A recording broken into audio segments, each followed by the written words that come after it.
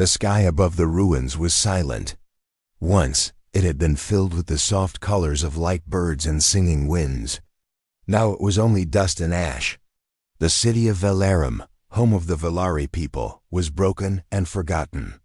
Stone towers that once reached the clouds now stood like empty bones. Plants had dried, songs had ended, and smiles had vanished long ago. Aaliyah, a young Velari, sat quietly beneath a broken arch. Her white robes were torn, her soft blue skin covered in dust. Her eyes, once bright with joy, were now dim with pain and tiredness. She had not spoken in many days. There was no one left to talk to. She had searched for others after the last crane attack, but found nothing, only ruins and silence. Her long fingers held a small stone light, a symbol of her people. It no longer glowed. The energy inside, it like the hope in her heart, had faded. Aaliyah had not always been this way. Once she had danced under the moon trees, laughed with her sister, and sang stories with her elders. But that time was gone. The Crane Dominion, a strong and cruel empire, had come from the stars. They wanted to take everything: land, water, people, and peace. The Velari were not a fighting race. They believed in healing and harmony. The Crane did not. And so the Velari fell, one by one, city by city. Aaliyah was the last one she knew. Maybe the last one alive. She closed her eyes and leaned against the cold stone. Hunger pressed on her body. Her heart beat slowly like it too was ready to give up. Then she heard it. A sound low, soft, not from the ruins, not from the sky, but something between. A humming. Faint at first, but then stronger. Her ears lifted slightly. Was it her? Mind playing tricks? No, there it was again. She opened her eyes. Far in the sky, something small and silver moved through the clouds. It glowed lightly from underneath and left a small trail behind it. It was not a crane ship. She knew their dark, sharp designs well. This one was rounder, smaller. It came lower, slower, and with no attack. Aaliyah pressed herself deeper behind the broken wall. She watched as the ship landed in the old market square, where once children had played and music had filled the air. Now only echoes remained. A hiss escaped as the door of the ship opened. A ramp touched the cracked ground. And then she saw him.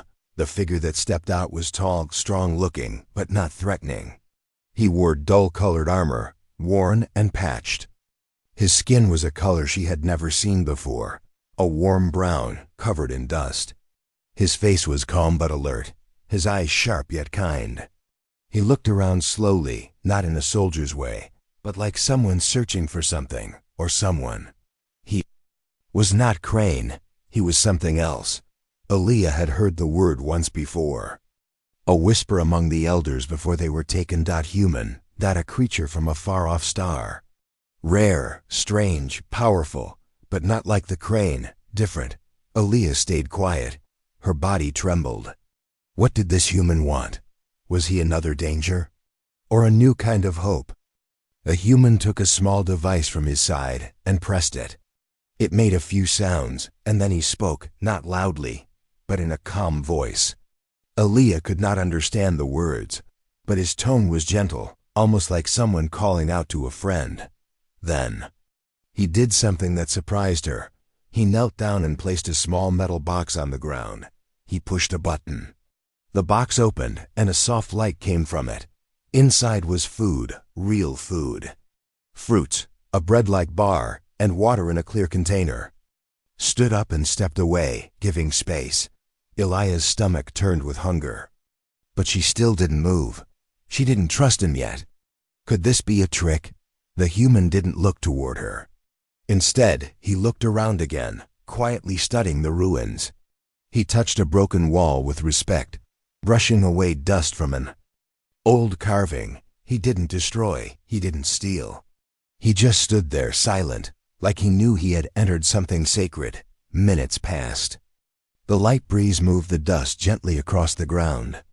The human turned, gave the ruins one last look, and then walked back into his ship. The ramp rose, but the food box stayed where he left it. Aaliyah waited. Then, slowly she crawled toward the box. Her hands shook as she opened the lid further. The scent hit her first. Sweet, clean, warm. She took the water first and drank. It was cold and real. She hadn't tasted clean water in days. Tears came to her eyes. She hadn't even realized she could still cry. Aaliyah looked up at the ship, still sitting quietly nearby. She did not know this human. She did not understand why he had helped. But something inside her, a small spark that had nearly gone dark, flickered again. For the first time in a long time, she felt something new. Not fear, not pain. Hope. The morning light was soft when Aaliyah woke up. For a moment, she forgot where she was. Then the broken walls, the silence, and the heavy air reminded her. But something was different today. Her body felt a little stronger. The human's food had helped her. The water had cleared her dry throat. Her hands were not shaking as much. She held the empty food box in her lap and looked toward the strange ship. It still sat in the same place, quiet, still. The human had not left. Aaliyah was not sure what to do. Her heart wanted to trust, but her mind whispered fear. What if this was a trick? What if he was waiting for her to come closer, then catch her? But he had left food. He could have taken her when she was weak. Instead, he walked away. Aaliyah stood up slowly. Her legs were weak, but she forced them to move. Step by step, she moved through the broken market street, keeping close to the walls, always watching. The human had not shown any sign of danger. But caution had kept her alive this long.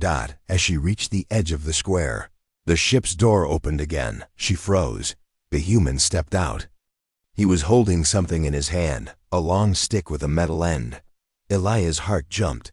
Was it a weapon? Then he pressed a button. The metal end began to make a soft buzzing sound. He walked over to a pile of fallen stones and began using the tool to lift small rocks. It wasn't a weapon. It was a cleaner, a mover, something to clear the path. He didn't see her yet. He was busy picking up broken things, moving them gently, like he was helping the ruins breathe again. Aaliyah took a small step forward. A stick snapped under her foot. The sound made the human turn. His eyes met hers. They both stood still. The wind blew softly through the ruins. Dust floated between them. Then the human did something simple.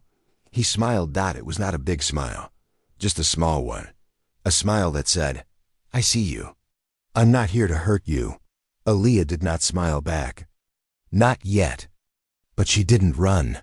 The human raised one hand slowly, open palm, fingers apart, a sign of peace. Then he reached into his bag and took out a small flat screen. He pressed it, and images began to appear. Drawings, not words. The first image was of the planet. A circle with blue and green dot. The next image showed another planet, this one broken, cracked, with fire and smoke. Then an image of a flying ship. Then him, a stick figure with a round head.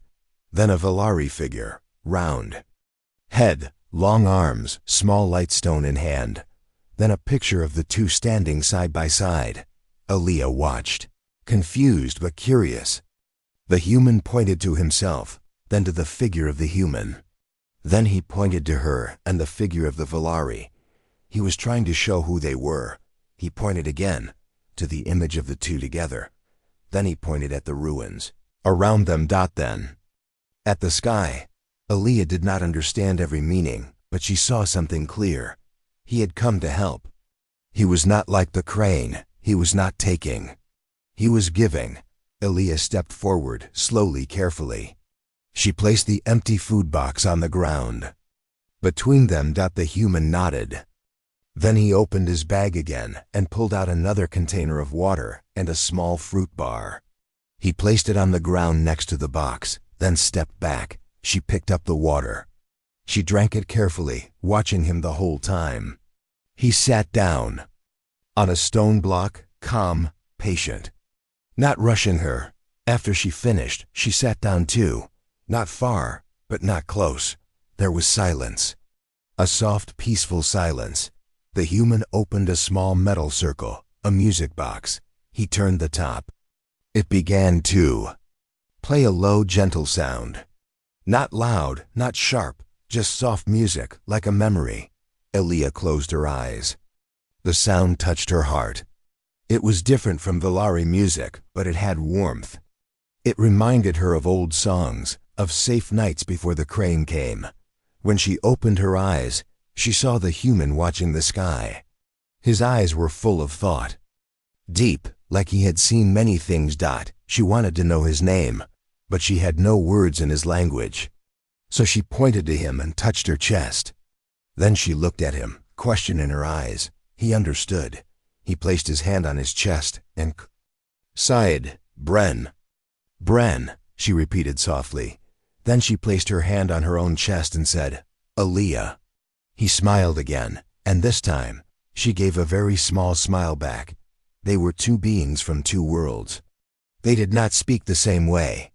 But in this quiet place, broken and forgotten, a small light had started between them. Not a light of stone, not a light of fire. The light of trust. And in a world where everything was falling apart, that light was the rarest gift of all. The sun had begun to set behind the broken towers of Valarum. The sky turned orange and gold. The wind moved softly through the ruins, as if the old city was breathing again.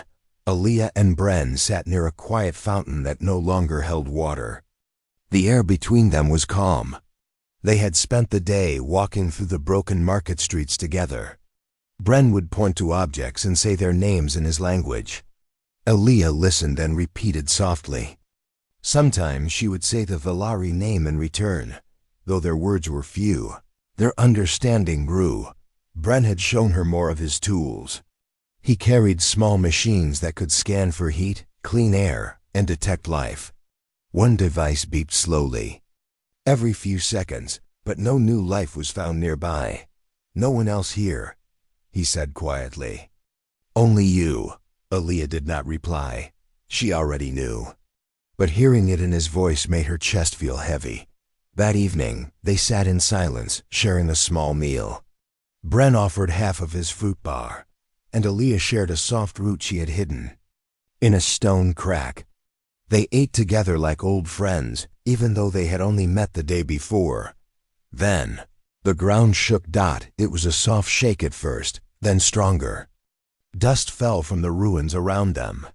A loud humming sound came from above. Aaliyah's heart froze. She knew that sound, Crane's ship.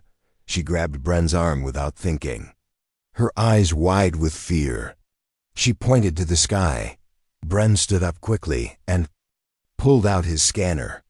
The screen flashed red. Ship incoming, he said. Not friendly. The crane had returned. Bren grabbed his bag and looked around. We need to move, he said. Hide. Aaliyah nodded and led him quickly through narrow paths she had used before. Her feet moved fast over broken stone. They reached a deep wall, cracked, that led to an old temple chamber under the city. They climbed down just as the crane ship flew overhead, loud and dark. Its red lights scanned the area. Inside the underground chamber, it was cold and damp. The walls were cracked but strong. Old symbols of the Valari were still visible: stars, water, and unity. Bren sat against the wall, breathing quietly. Aaliyah sat across from him, her hands shaking. Why did they come back? She whispered. Bren checked his scanner. Maybe they saw my ship, he said. I left it in the open. Aaliyah looked at him with fear. Will they destroy it? They might try, but I locked it. He paused, then added, they'll search the area first. They waited in silence. Loud footsteps echoed above. Crane soldiers, with their sharp armor and heavy boots, were near. Aaliyah held her breath. She had seen them before, tall, cold, with no kindness. They captured, burned, and left nothing alive. Bren opened his bag and took out a small round device. He pressed a button. It showed a 3D map of the ruins. "There's another path here," he said, pointing to a tunnel behind the chamber. "We can escape this way if they come closer." Elia looked at the map. She recognized the path. It led to the river cliffs outside the city. "They won't find us if we move fast," she said. Suddenly, a loud noise came from above. A metal sound, like a door being forced open. "They found the ship," Bren said. "I have to protect it." Elia's eyes filled with panic. "You can't go alone. They will," he shook his head. "I won't fight them directly. I have something better." He pulled out a small ball the size of an apple. "Smoke drone," he explained. "It makes a cloud so they can't see. It will confuse them." Elia looked at him. "Why are you helping me?" she asked quietly. Bren looked into her eyes. "Because you're alive, because you matter." She didn't know what to say. No one had said that to her before. He stood up. "Stay here. If I don't return in 1 hour, follow the tunnel. Go to the cliffs. I'll meet you there." Elia grabbed his hand. Her touch was light, but her meaning was strong. "Come back," she said. Bren nodded, gave a small smile, and climbed back up. Elia waited in the darkness. Minutes felt like hours. The sounds above grew louder, shouting, metal, crashing, then a loud pop, the smoke drone. Then silence. She held her breath, listening. Then footsteps, not heavy like the crane, lighter, familiar. Bren dropped down into the chamber, coughing slightly from smoke, but smiling. "Ship is safe," he said. They left, confused. Smoke worked. Elia's eyes filled with tears. "You came back." "I said I would," he replied. She smiled, not small this time, a real smile. For the first time in many years, they sat in the chamber again, side by side. Above them, the city was still broken, but below, in the quiet shadows, something new was growing. Not fear, not silence, trust, friendship, and the start of something brighter. The wind outside was colder now. Night had covered the ruins in darkness. Small lights from broken stone glowed faintly in the corners, like old memories still holding on. Bren and Elia walked slowly back toward the small ship, the Sparrow. It stood quietly in the middle of the square, untouched. The crane had searched around it, but didn't understand how to break its strong lock. The human technology was too different. Elia looked at the ship with wide eyes. She had never been inside anything from another world. She had only seen crane ships from a distance, cold, loud, and full of fear. But this ship, it felt different. It felt like Bren. He pressed a small screen on his wrist. The door opened with a soft hiss. "Come," he said gently. Elia stepped forward, her hands slightly shaking. Bren reached out, offering support, but she moved on her own. She wanted to see, to learn. Inside the ship, everything was clean and warm. Soft lights glowed from the walls. The air smelled like metal and earth. The room was small but full of wonders. Screens showed stars, buttons blinked slowly, and strange objects were kept in clear cases. Elia looked around in awe. She pointed at one of the screens. "What is that?" "Map of the stars," Bren replied. He tapped the screen and thousands of tiny lights appeared. "These are systems, planets, some empty, some full of life." Elia touched the screen lightly. Her eyes shined. "So many," she whispered. "I thought the universe was small." Bren smiled. "It's big and full of surprises." He showed her more. The bed that folded into the wall, the small kitchen that made food with just a button, the round table where he stored his maps and notes. Then he opened a door to another room. This one was darker, quieter. Inside were strange items, broken machines, wires, tools, and drawings. Elia stepped closer. She saw pictures Bren had made, drawings of places, of stars, and of people. One picture showed a woman with kind eyes. "Who is she?" Aaliyah asked. My sister, Bren said softly. She lived on a green planet far away. I haven't seen her in many years. Aaliyah looked at him. You miss her? Yes, he answered. Very much. She looked around the room again. She saw one small stone on the table. It looked like her own, a light stone. She picked it up gently. You have a Valari stone? Bren nodded. I found it long ago, in a place like this one. I didn't know what it meant. Now I do. He placed her hand over the stone. It belongs to your people. I kept it safe. But now it should be yours. Aaliyah didn't speak. She held the stone and sat down slowly. The room felt like a memory. A good one. Bren sat beside her. He took out his small screen and showed her a video. It played quietly. It showed other humans, working, laughing, planting food, helping others. It was from a human colony far away. This is what we do, Bren said. We travel, we learn. We help. Not all humans are perfect, but many try. To do good. Aaliyah watched, eyes wide. You help others, even if they are not like you? Yes, he said. Because we all feel the same things. We all want peace. She nodded slowly. The Valari believe the same, but the Crane, they don't. I know, he replied. That's why I came. To find those who still believe in peace. Aaliyah looked at him. Why me? Because you were still alive, he said. Still. Holding on. That means something. She looked down at the stone in her hand. It began to glow, softly, faintly. It had not glowed since her family was taken. Her eyes filled with quiet tears. It remembers, she said. The light is coming back. Bren watched the glow. It's not just the stone, it's you. You're healing. They sat in silence. For a while. The stars outside moved slowly in the sky. Then the ship made a sound. A small beep. Bren stood and checked the screen. His eyes narrowed. A signal, he said. Weak, but it's Valari. Aaliyah stood quickly. What? From where? He pointed to the map. A dead moon, far beyond the mountains. Old Crane prison station. Maybe someone is still there. Aaliyah's hands shook. It could be others. Survivors. Yes, he said. But it's dangerous. The Crane might still control it. She stepped closer. I want to go. Bren looked at her, surprised.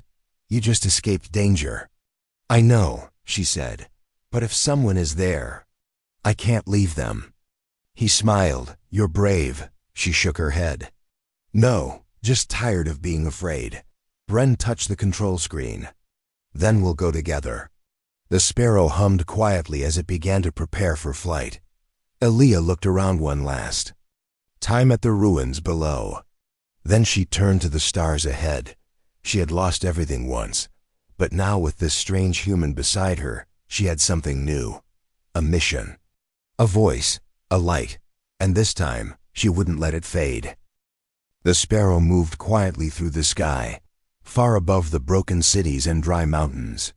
Inside, Aaliyah sat near the window, watching stars pass by like tiny lights in the dark. Her fingers held the glowing Valari stone Bren had returned to her. It was warm now, as if it knew something important was coming. Bren sat at the control seat, eyes focused on the screen. The signal was still weak, but it was there, soft and steady, like a heartbeat. It's a Valari code, he said again. Old but real. Aaliyah leaned forward. They must be trapped. Or hiding, Bren nodded. If they were free, they would have left long ago. The map showed their destination, a dead moon near the edge of the system. It was gray, silent, and cold. Around it floated a large black ring, an old crane station, half broken, still turning slowly in space. Aaliyah had never seen anything like it. That is a prison? Yes, Bren answered. The Crane built many like this. They hold prisoners where no one can find them. She looked at him. How do we get inside? He gave a small smile, carefully. As they neared the station, Bren powered down the ship's main lights. The Sparrow moved like a shadow, hiding behind pieces of space rock and dust clouds. "No defense weapons active," he said. "Good sign." Aaliyah looked nervous. "Maybe they left?" "Maybe," he replied. "But we prepare for both." He opened a storage box and handed her a small bracelet. "This is a translator. It will help you understand some human and Crane words." Aaliyah placed it on her wrist. "Thank you." Bren checked his scanner. "The signal is coming from inside the lower section. There may be survivors there." They moved toward the airlock. Bren grabbed a small pack filled with tools and one smoke drone. "No weapons," he reminded. "Just our minds." Aaliyah followed him. Her heart beat fast, but her steps were steady. She was no longer the scared girl hiding in the ruins. She was ready. The Sparrow connected to the side of the station. With a hiss, the door opened. A long, dark tunnel lay ahead. Lights flickered weakly on the walls. Everything was quiet. Too quiet.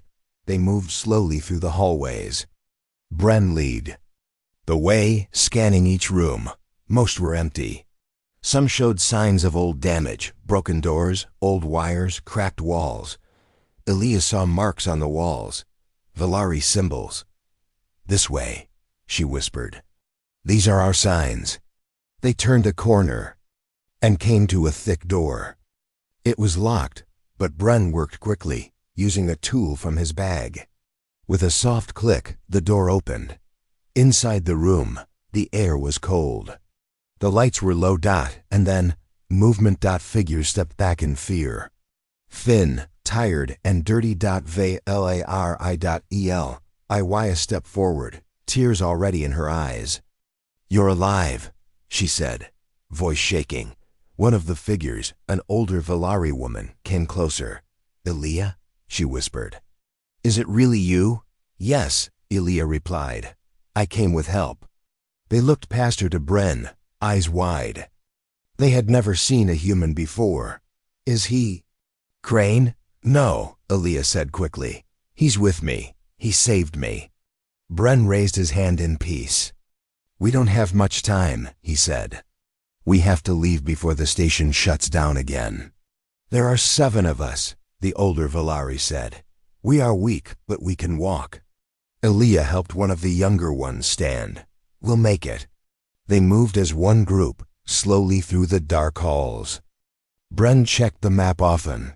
He knew every turn, but just as they neared the Sparrow, the lights turned red. An alarm began to sound, loud and sharp. "Emergency lockdown," Bren said quickly. They triggered a sensor. Doors began to close. "Behind them, we must hurry," Aaliyah said. They ran now, moving fast. Bren threw his smoke drone behind them.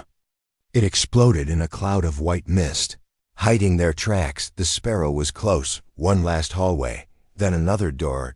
Locked. Bren rushed to it, working with his tool. Just a moment. Aaliyah and the others waited. Breath held. A loud noise came from behind, metal steps fast.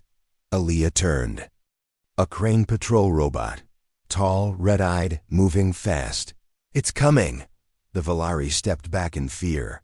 Bren didn't stop working. "Hold on, almost." Aaliyah stepped in front of the others, raising her hands. She didn't have a weapon. Only her voice. "Stop!"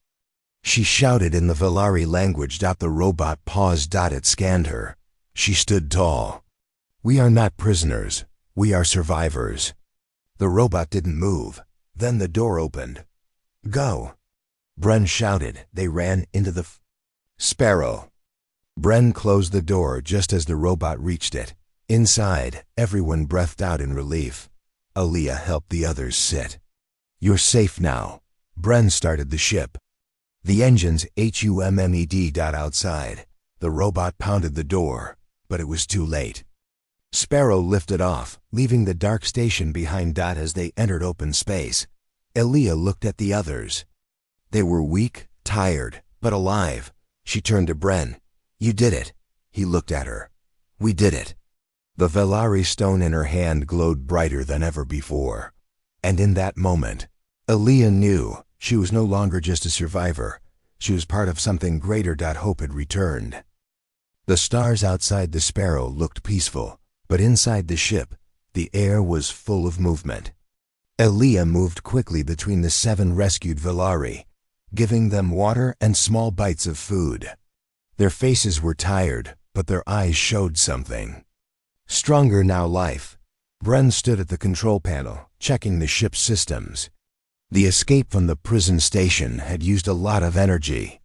The engine was working hard, but they were safe. For now, Aaliyah knelt beside the youngest Velari, a girl named Sira, who looked no older than 10 star cycles. "Drink slowly," she said gently. "You're safe now." Sira held Aaliyah's hand. "I saw you once before the crane took us. I thought you were gone." Aaliyah smiled softly. "I almost was. But someone helped me." She looked up at Bren, who gave her a small nod before returning to the screen. Suddenly, the ship's alert made a sound. "Something's following," Bren said calmly but firmly. Aaliyah stood. "What is it?" He pointed at the radar. "Crane. Ship, small scout. They must have seen us leaving." Fear passed through the group. The older Velari whispered among themselves. "We cannot fight them," one said. "We are too weak." Bren didn't panic. "We're not going to fight," he said. "We're going to outsmart them." Aaliyah trusted him. "What do we do?" He pulled up a map of nearby planets. "There's a gas moon not far from here. It has thick clouds, good for hiding." Aaliyah looked at the others. "Can the ship handle it?" Bren nodded. "It will be close, but yes." The Sparrow turned sharply, changing direction.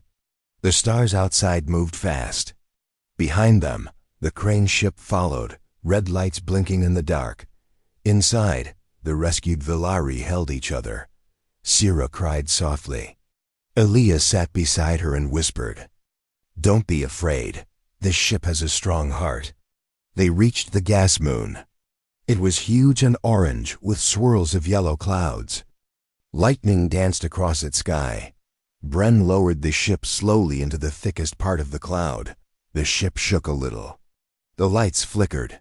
"Just the storm," Bren said, adjusting controls.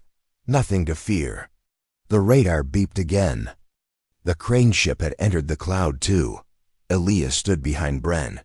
"Can they see us?" "Not clearly," he said. "But if we don't move fast, they'll catch us."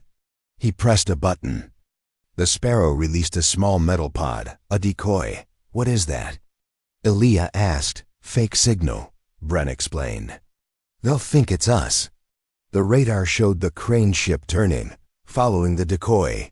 Everyone in the Sparrow stayed silent, waiting. The radar slowly cleared. "They're gone," Bren said. "They followed the signal away from us." The room filled with quiet relief. The Velari let out soft cries, not of fear, but of peace. Sira looked up at Aaliyah. "He saved us," Aaliyah nodded. "Yes, he did." Bren stood up and faced them. "All, you're safe now," he said. "But the road is not finished. There may be more crane ships out there. We need a place where they won't find us." The older Velari spoke. "There is an old temple in the forest planet of Yenal, hidden, sacred, maybe still untouched." Aaliyah turned to Bren. "Can we go there?" He smiled. "Show me the way." The Sparrow changed course once again, this time toward a place of peace. During the journey, Aaliyah helped clean the wounds of the rescued. She made tea from dried herbs Bren had collected. They rested, talked, and told each other their stories. The Velari woman who had spoken earlier was named Malaya. She had once been a teacher. "I told stories to children," she said softly. "Taught them our songs. Now, I thought I'd never speak those words again." "You will," Aaliyah said. "You just did." Aaliyah had changed. She felt it inside, no longer quiet and hidden. She was speaking, leading, helping.